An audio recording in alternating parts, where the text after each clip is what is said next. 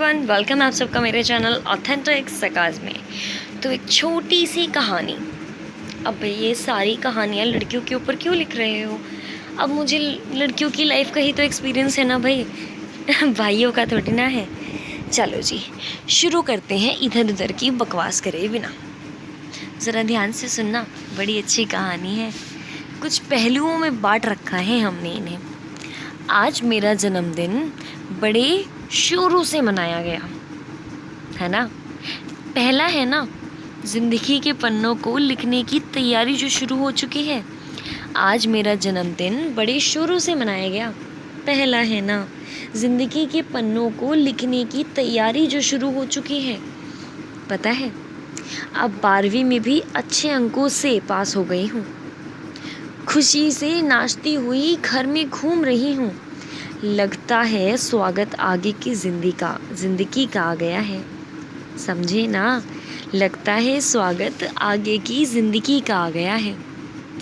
वही गया वो सफ़र मेरी बचपन की कहानियों का। अब तो पापा ने भी कह दिया, अच्छे से जीना अपने आगे का सफ़र। साथ हूँ हमेशा तुम्हारे, लेकिन लड़ना अब तुम्हें खुद ही है बेटा। चलो जी, अब अपने सपनों की तैयारी कुछ इस प्रकार है। बस पूरा करने की देर है फिर तो खुशियों का भंडार है। अब सपनों की तैयारी कुछ इस प्रकार है। बस पूरा करने की देर है, फिर तो खुशियों का भंडार है।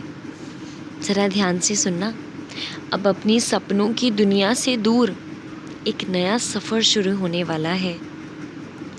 मम्मी ने धीरे से कहा, मेरी बेटी के सयानी होने का वक्त आया है। दोबारा बोलूं क्या? अब अपनी सपनों की दुनिया से दूर एक नया सफ़र शुरू होने वाला है। मम्मी ने धीरे से कहा, मेरी बेटी के सयाने होने का वक्त आया है। भाई फिर क्या, पहुंच गई उस दुनिया में जहां पर सब पराया है।